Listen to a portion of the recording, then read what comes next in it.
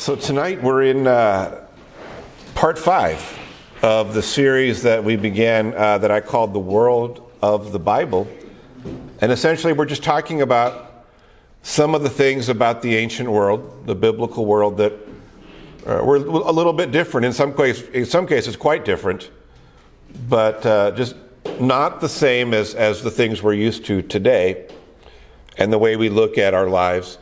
And one of the things, the way people saw it differently than typical Americans today, is in the issue of time. And those of you that have traveled around the world or have been in other countries, you will actually understand this better than some others. But that's what we're talking about, how people view time. And I want to read a couple verses as we begin, where the word time appears. And we're going to come back later and talk about those verses. Matthew 2, verse 7. Then Herod, Brendan and I were talking about him a minute ago. Herod summoned the wise men secretly and ascertained from them what time the star had appeared. And then we'll stay in Matthew, but we'll go to chapter 16. And I want to read the end of verse 3. Well, this is Jesus talking. And he says, "You know how to interpret the appearance of the sky, but you cannot interpret the signs of the times." So we're talking about time. And now, most Western languages, at least all the ones that I'm aware of, including English, of course, they have a lot of really specific words and ways to describe the passing of time. So like in English, you have past tense, you have present tense, you have future tense. Those are the main ones.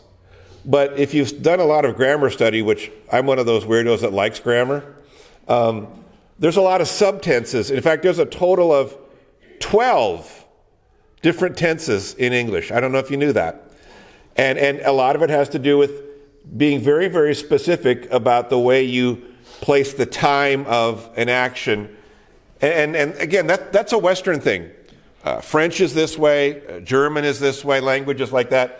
Western societies, we typically like to be really precise when it comes to time. So you could say, I went, I had gone, I would have gone. We have all these subtenses to be very, very specific. But you know, there are languages, more than a few, that don't have tenses.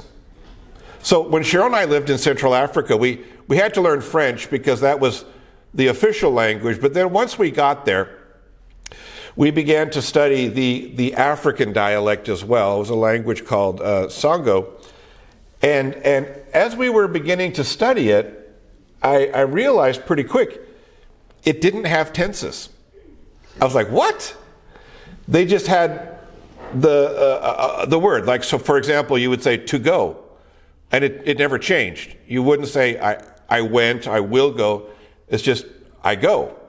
And so if you, for example, in Sango, and I don't remember any Sango at all, but I know how it works in this way. If you wanted to say that something happened in the past and you're speaking Sango, you would just add a word to say when it happened. So, or in the future too. So you wouldn't say, I went to the store yesterday. You would say, I go to the store yesterday. Or if you're talking about doing it today, I go to the store today. And if you're planning on going the day after today, you'd say, I go to the store tomorrow. The word go never changed. It was just this tenseless language. And in some ways, that's a much simpler way of speaking, right? It wasn't that hard of a language to learn. But I didn't really like that element of it because I'm one of those people, again, I know I'm different.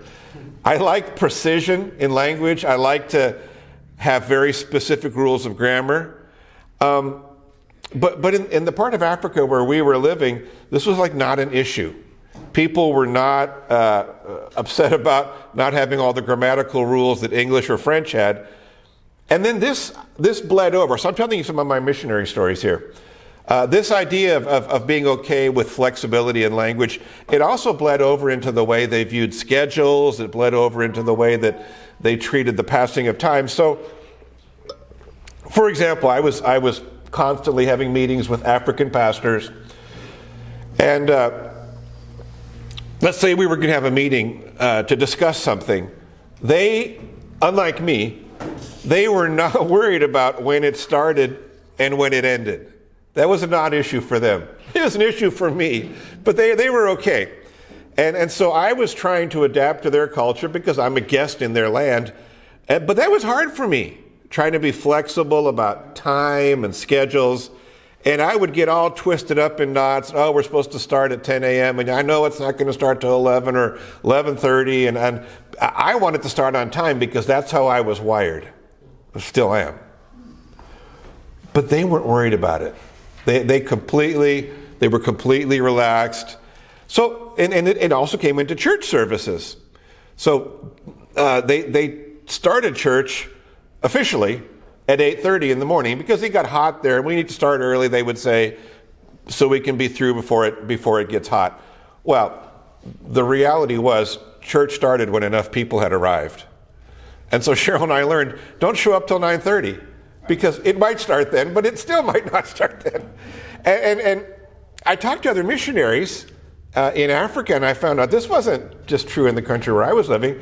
This is kind of this way throughout Africa. I'm sure it still is today. I haven't been in Africa in 20 plus years, but that's just how that continent runs. And I'm sure there's other continents and other nations that are the same way.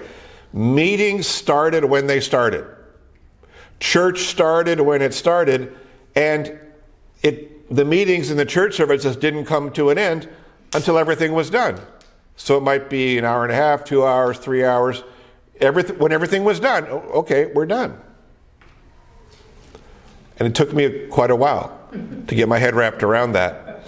And so I was thinking about this the other day because Keenan and Sarah, my son-in-law and daughter, they were going to a wedding in an afternoon, and they were juggling their schedule because they had, well, it was a Sunday.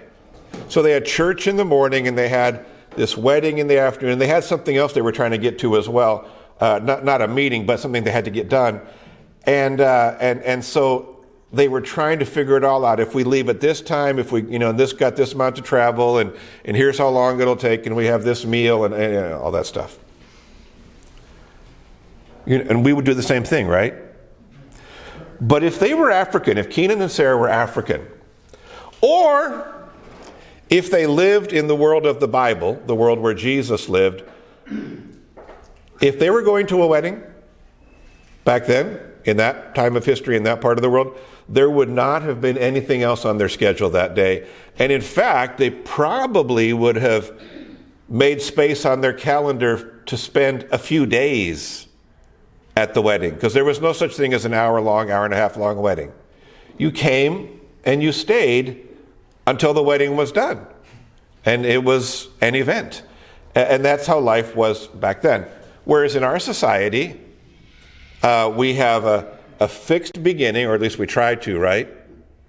And a fixed ending time for every event. And if you want to find out if that's true, come to church on Sunday morning and watch. The closer the clock gets to noon, the more people start to get, right?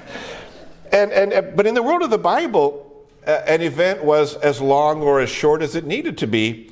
Because why?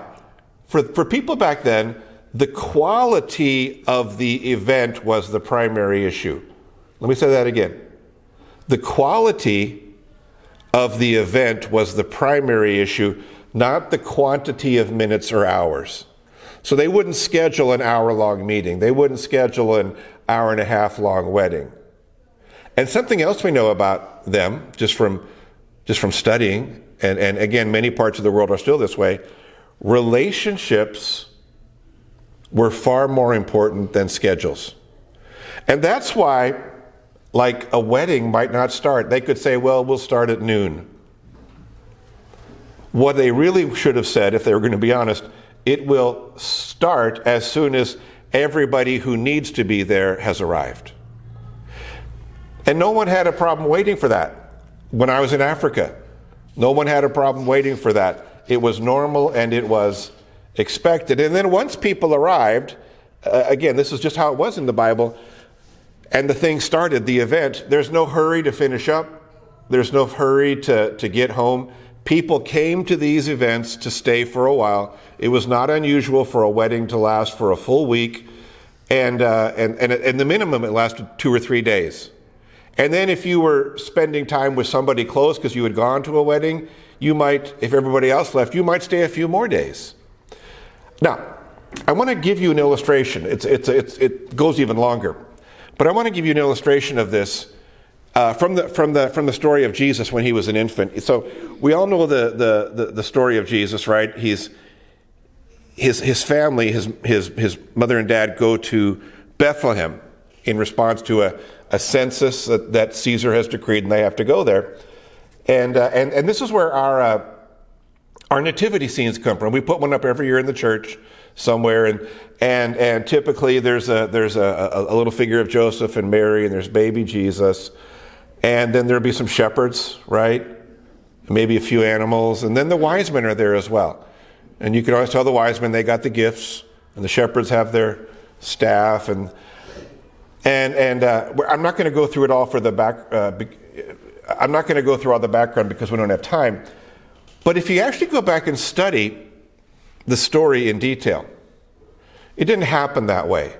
The shepherds came first, right when Jesus was born, and the wise men don't come till sometime later. In fact, if you go and read the story, when the wise men arrive, they actually go to the house, not the stable, not the manger. Because at that point, they had moved out of the manger. They're living in a house. And what scholars tell us, Jesus was probably around 2 years old when the wise men arrived, because based on where they were, and based on where the star would have been, and based on the amount of time it would have taken to travel, that's about how long it would have taken them to get there. And here's the thing I want to point out. When the wise men finally arrived to see Jesus, Jesus and his family were still living in Bethlehem 2 years later. And that doesn't really fit because with our expectations. I kind of grew up with the idea, and most of us think this, right? That Mary and Joseph, she's pregnant, they traveled to Bethlehem and for the census, and then she has the baby, right? And then in my mind, I was assuming always that maybe she rested for a few weeks, maybe several weeks at the, recovering from giving birth is quite a process, and then they returned home. But that's not what happened. They're still there right around 2 years later. Why? Well, the reality is that Joseph, being the head of the family, would have decided to stay there for an extended length of time. Well, what do we know about Bethlehem? It was Joseph's ancestral hometown. That's why he had to go there for the census, because that's where his family originally came from. And so he's back now with family members either he hasn't seen in years, or maybe in some cases family members he's never ever seen. And so essentially what he did, he decided to spend some time with them. And very likely he found work because, again, when the wise men show up, they're living in a house. So probably he's rented a house now. And this whole thing, let's stay 2 more years. What? But that ties into how ancient people viewed time differently than we do. So like tomorrow, if Jeff has to go to Houston, he's going to leave at the crack of dawn before the sun comes up. He'll get his stuff done. He wants to get home. He says I think he told me about maybe 9 at night if things go well. And he's going to be on a set schedule. He doesn't want to, draw it out. But back then in Bible days, people were not tied to calendars and schedules like we are. They were more flexible because they viewed time differently than we do. So I have no way of knowing this, but my guess is Joseph had plans to return home eventually, but for the time being, he was happy. And very probably Mary was happy, and of course Jesus is little. He's happy where he's where his parents are. They just viewed time differently. And that brings me back now, and I'm going to give you a little bit of a Greek lesson here, to the verses I read at the beginning of this teaching. Matthew 2, verse 7 is the first one. Then Herod summoned the wise men secretly and ascertained from them what time the star had appeared. And then Matthew 16, verse 3, Jesus says, you know how to interpret the appearance of the sky, but you cannot interpret the signs of the time. So in just about every English Bible you have, it's essentially the same word. Time, just one's in singular, one's in plural, but in English it's the same word. But if you were to have read those verses in Greek, the language of the New Testament, there's actually two different words being used, not the same word at all. Matthew 2, verse 7 uses the word chronos. That's where we get our word chronology, or the technical word for a watch is a chronometer, a measurement instrument for time. And chronos in Greek described time in the way that most of us as Westerners, that we understand time. The passing of hours and minutes, and if you want to extend it, days and weeks and months. That's the word used in Matthew 2, verse 7. That's what Herod, when he calls the wise men in, wanted them to tell him. He wanted them to tell him what was the specific moment when that star appeared announcing the birth of the King of the Jews, the Messiah. Why did he want to know that? He wanted to have a chronology, a specific time frame of the event, because that would make it easier for him to find Jesus and kill him. Because Herod's thinking, I don't want another king in this place, right? I'm the king, and someday my son will follow me, because he wants to kill this king. And that's what he does. Matthew 2, verse 16. Then Herod, when he saw that he had been tricked by the wise men, who left, right, in a different way, became furious, and he sent and killed all the male children in Bethlehem and in all that region who were 2 years old. You see that? Or under. That's another reason we think Jesus was about 2. And watch this. According to the time, that's the word chronos. According to the time that he had ascertained from the wise men. That's one way people used the word time back then. Specific passing of minutes, hours, days. But in Matthew 16, verse 3, the Bible uses a different Greek word for time. Let's read the verse again. You know how to interpret the appearance of the sky, but you cannot interpret the signs of the times. That's not the word chronos. That's the word kairos. And it's different than chronos. Chronos is about a specific moment in time, like a clock. You could say it's 7 o'clock right now, chronos time. But kairos was different.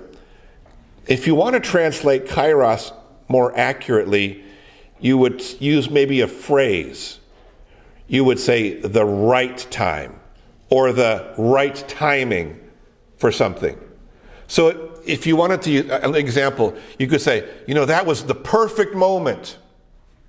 That's kairos. And sometimes in the Bible, the word is translated as a season.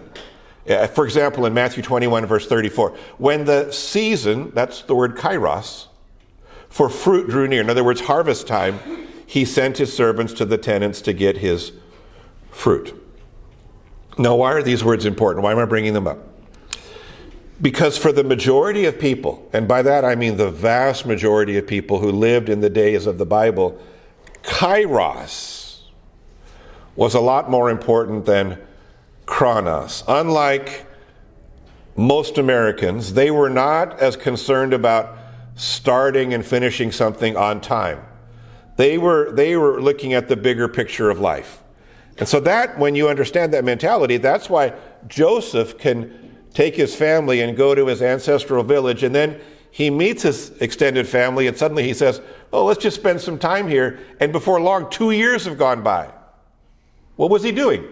He wanted to strengthen those family relationships, is what most people assume was happening here. He was meeting his family maybe for the first time, or maybe he hadn't seen them since he was just a child. And this seemed like the right time, the season, the kairos, to do it. Hey, here's the opportunity, and he's a carpenter. He can find work in the area. There was always work for carpenters. He could support his family and be with his extended family. And again, he probably figured that eventually he would go back home. But for right now, in this moment, this kairos moment, This is what he wanted to do. And even to this day, again, I learned it as a missionary, and a lot of you will understand this because you've been in other cultures.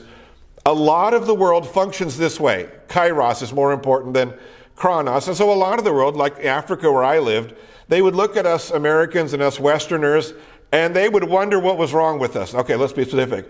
The Africans would wonder what was wrong with me because I was always worried about accomplishing my goals. We got to get this done. We got to get this done. And that meant I was always in a hurry. I was always on the run, and I was always stressed. And they weren't. Now, I want to be careful. I am not saying that one perspective is wrong and the other is right. The truth is, it's the Western mentality that tends to get more things done. Deadlines drive you to production. And so that's why the West tends to be a really, really productive part of the world. And so if you want to get something done, Chronos is the way to go. Hey, we have to have this report by 3 days from now. But what's happened to us is that those of us in societies like that, who are driven that way, we've paid a very high price, many of us, for our ways of doing things because we're stressed. Why are we stressed? Because we've always got the next thing hanging over us, right? As soon as I get this done, guess what? I'm on to the next project. My boss is already wondering why am I not getting it done.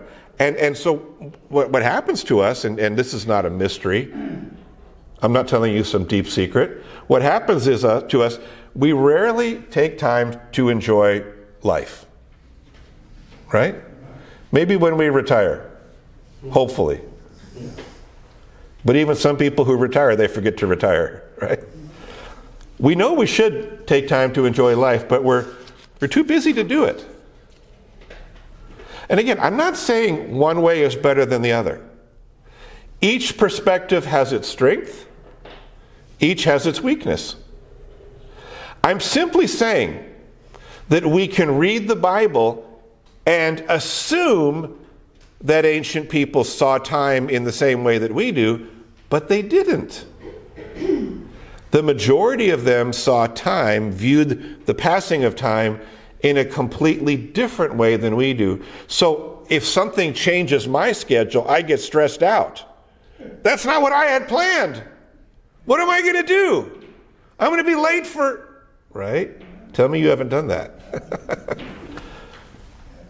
They weren't bothered for the most part in that way.